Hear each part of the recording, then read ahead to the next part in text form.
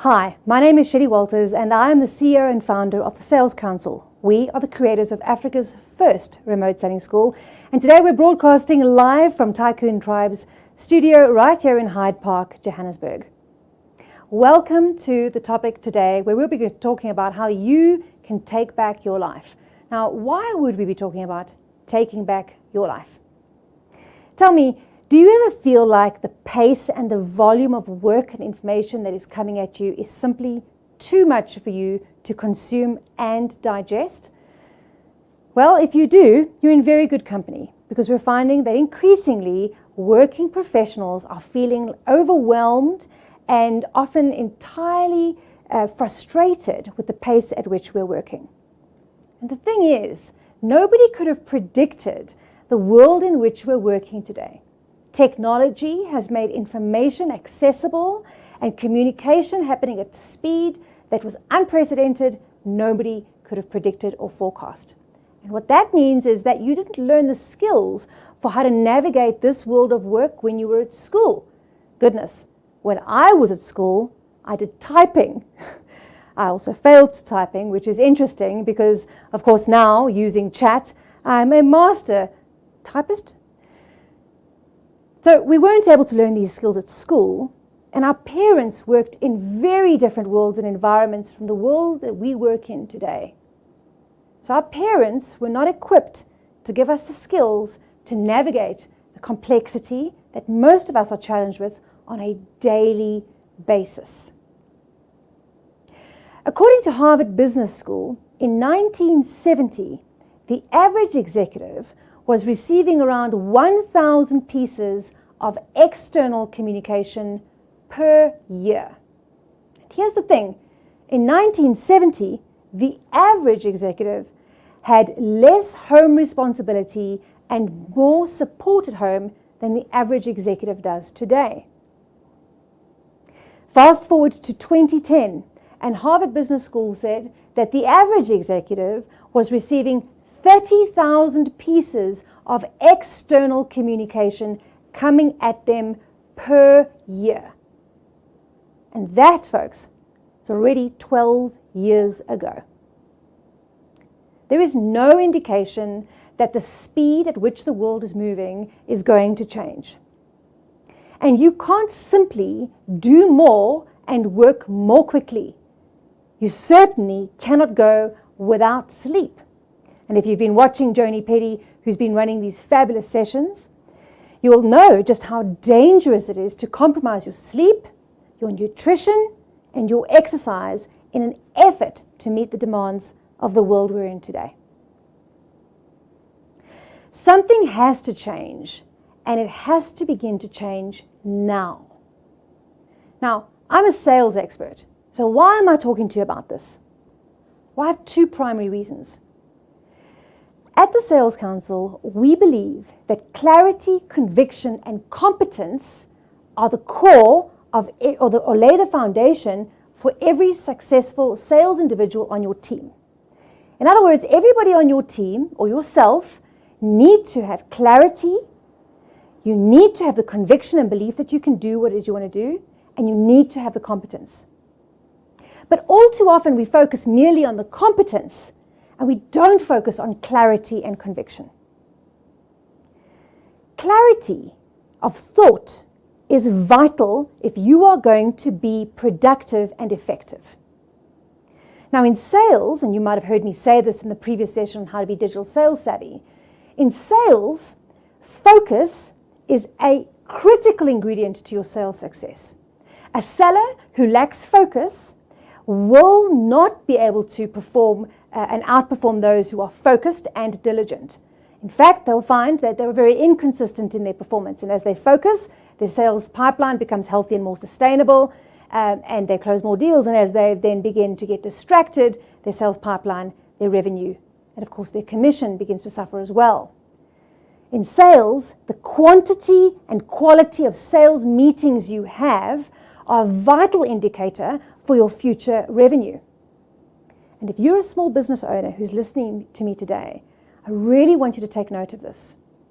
We've got to become radical about focus, and we have to learn how to recognize and remedy distraction creep.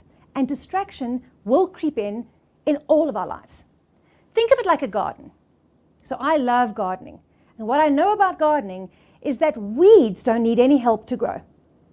It's the plants that produce fruit and vegetables and flowers. It's the productive plants that require the most time and effort. Weeds will take over if you are not keeping your hand on the garden. It's the same with your life and your productivity.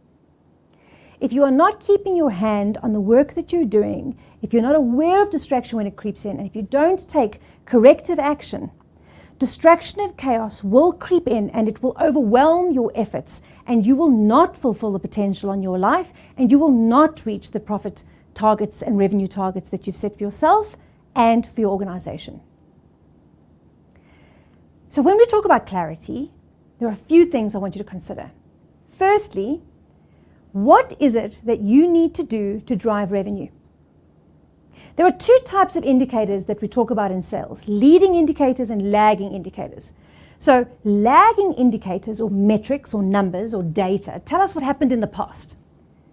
When you look at your bank statement at the end of the month, it tells you what happened in the past. It tells you what happened in the month gone by. When you look at your sales revenue at the end of the month, it tells you what happened in the month gone by. The problem with that is you've already lost that week or that month, or heaven forbid, that sales quarter. Or in many cases, we get so distracted that we lose the potential of an entire financial year.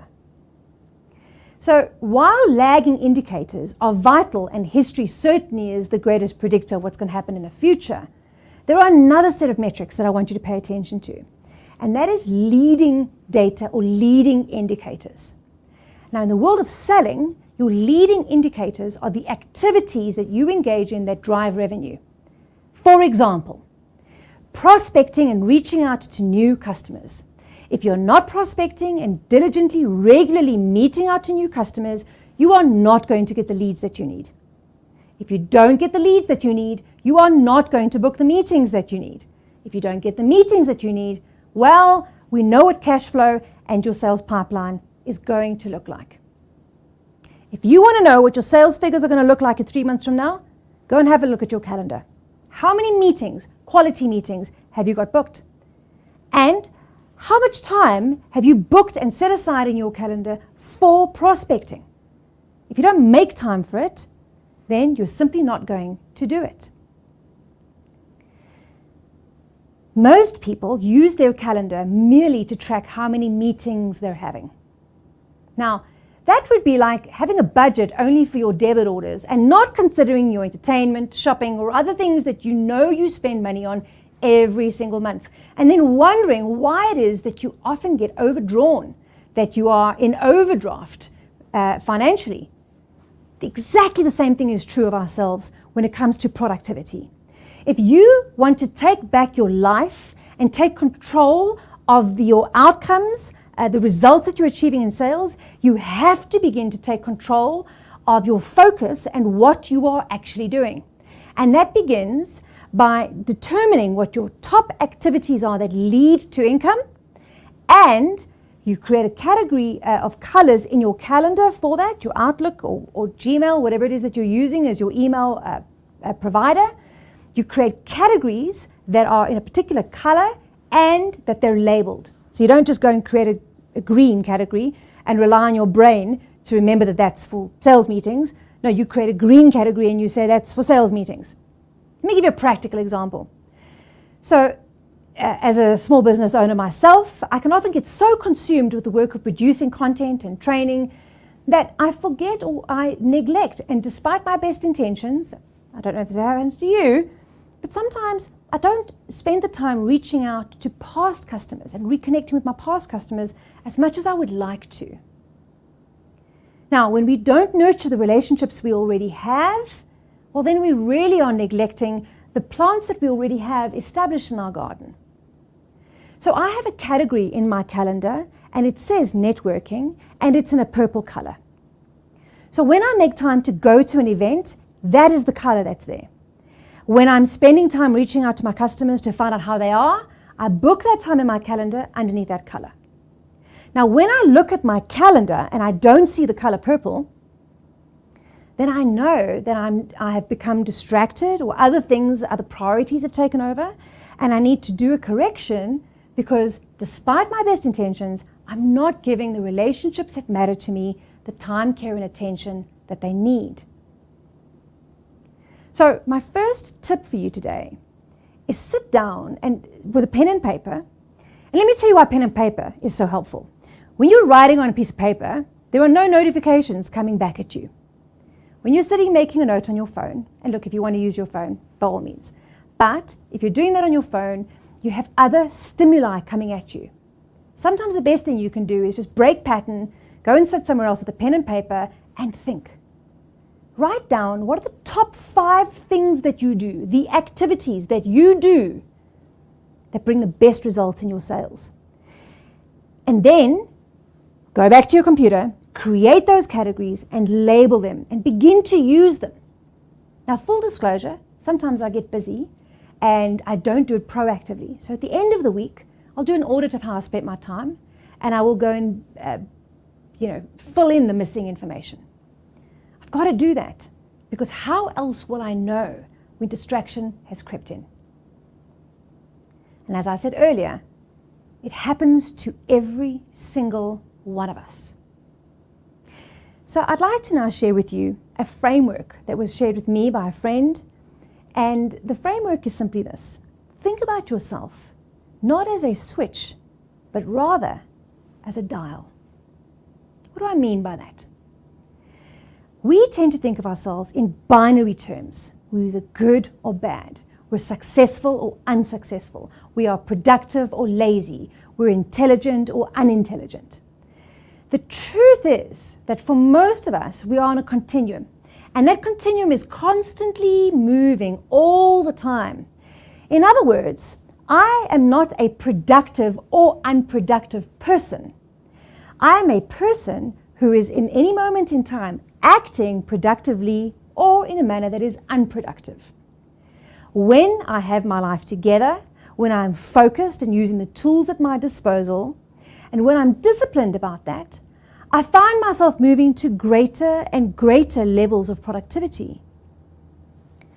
But when I'm reacting to things that are coming towards me and I'm wanting to be responsive in that moment, when that happens and when needs of others come towards me and I want to help, or an unsolicited opportunity comes my way, or I get invited to a networking opportunity and I want to be responsive to those things, what happens is I sometimes will go, of course. Now, I'm not saying that you don't respond to those things, because I'll teach you another really important framework in a moment to kind of make sense of that.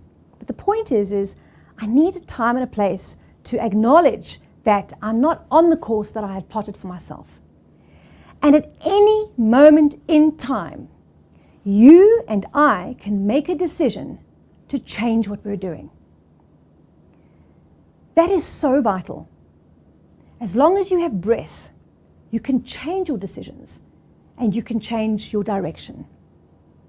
My friend Angelique Dutoy, who wrote the book Standing Tall in a Fallen World, says we win and lose by how we choose. We win and lose by how we choose. And one of the great gifts of life is that at any moment, you can make the choice to change. You can make the choice to put your phone away. You can make the choice to close WhatsApp on your desk. You can make the choice not to pick your phone up first thing in the morning.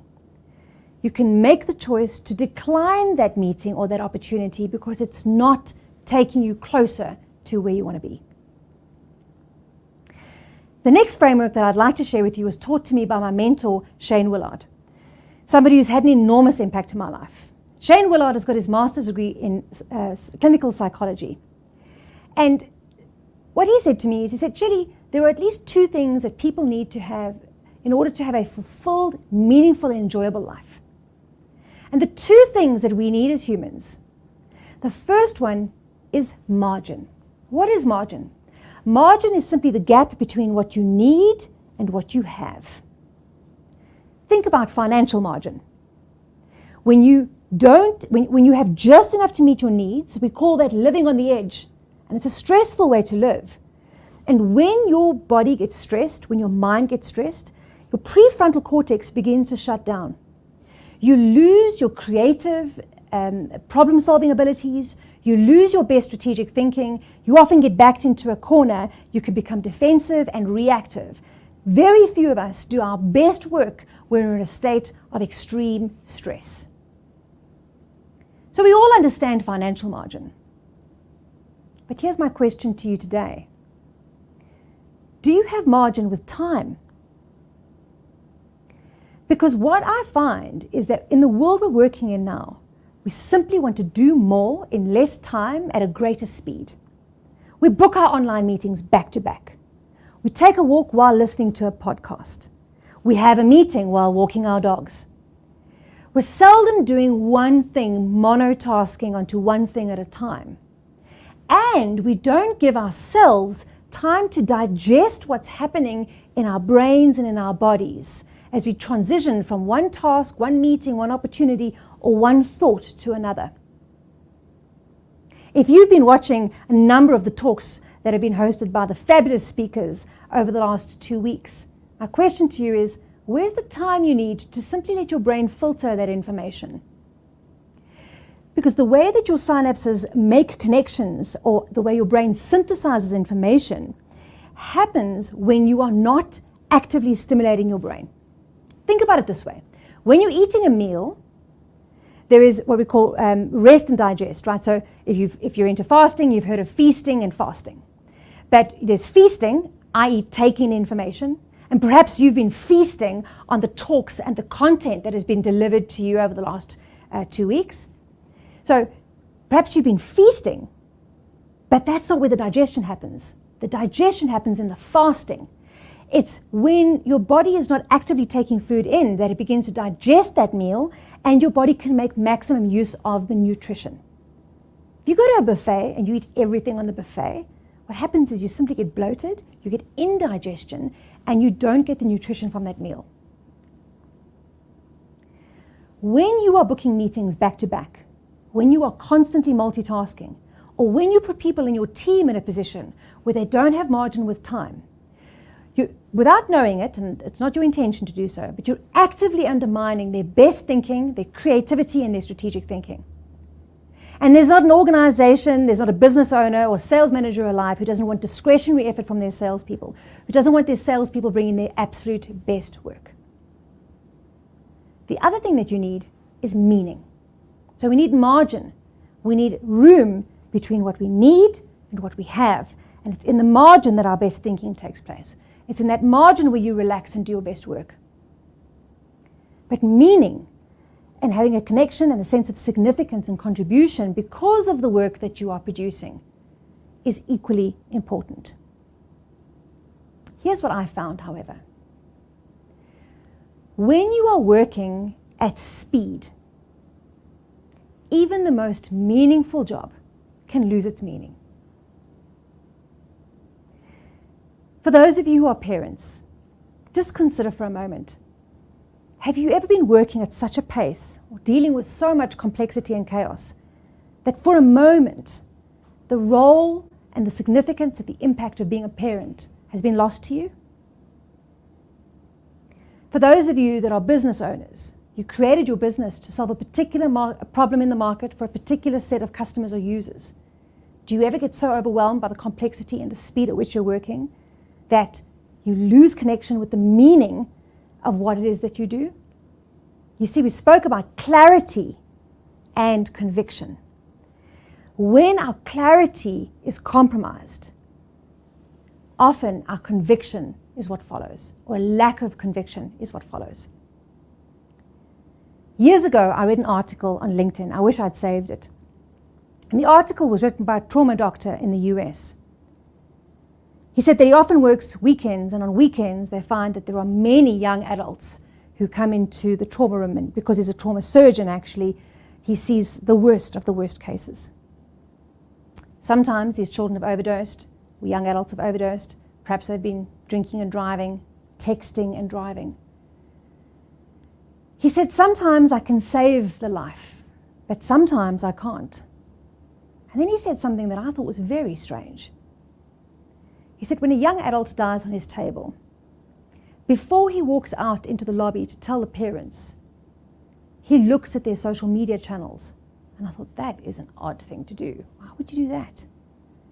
And then he said, because when you are working at that speed with so much trauma, at some point it becomes just a body, and you forget that this is somebody's precious child. If a trauma surgeon, whose job is inherently meaningful, could lose a connection with their sense of meaning and contribution, how much more at risk are you and I? And the pace at which we're working, what is the impact that it's having on your sales effectiveness? Are your salespeople enthusiastic? Do they have a high level of conviction? Do they believe in the products and services they're taking to market? Do they believe that they can attain their target? And are they willing to give you the discretionary effort that you and your organization need in order to hit your revenue goals? If not, my advice to you is to pause, take a step back, look at how you can actively create margin. Take your team away or get them together in a room and get clear. Who are your customers? Where will you find them? What is the organization strategy? And how does that translate to your sales strategy? What does a good opportunity look like? How do you qualify those opportunities? They have to be crystal clear. How is it that you're going to work? How will you ensure that there is margin and room in the day and in between meetings in order for your sellers and your leaders to digest what's happening so that they can think strategically and creatively? And of course, ensure that you're monitoring and observing their levels of conviction, because these, remember, we're a dial, not a switch. You're not either enthusiastic or unenthusiastic. It depends on what's happening and what you've exposed yourself to. It depends on how you're thinking. And as long as you and I have breath, we can change what we're thinking about. We can change how we're working. And we can change the results that we are achieving. And folks, there is no other option. We cannot simply do more with less sleep at a faster speed.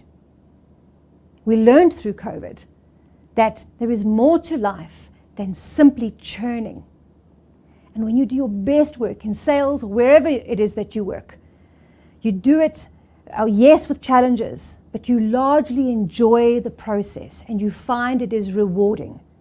So to do that, think of yourself as a dial, not a switch. Think of others as dials and not switches. Make sure you give yourself the margin that you need, and always give yourself the opportunity to connect with meaning and purpose.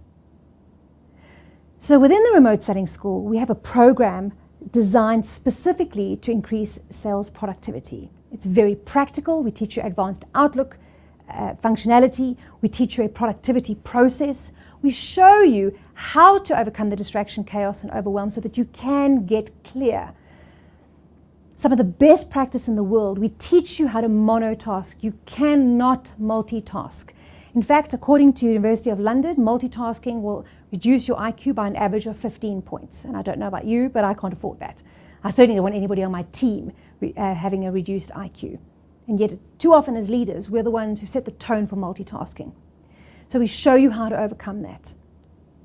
And as an exclusive offer here for you as HybriCON viewers, you can get access to that course online to do on demand in your time with full handouts and cheat sheets, all the tutorials that you need to get yourself set up. And let's face it, there's never been a better time as you're looking at the new year ahead of you. And that you can access for 3,997 Rand, exclusive of that. You simply click the link below and reach out to the HybriCON crew. They'll connect you with us and we'll give you access to that course for 90 days. You can do that over December and get yourself set up for an outstanding year for 2023.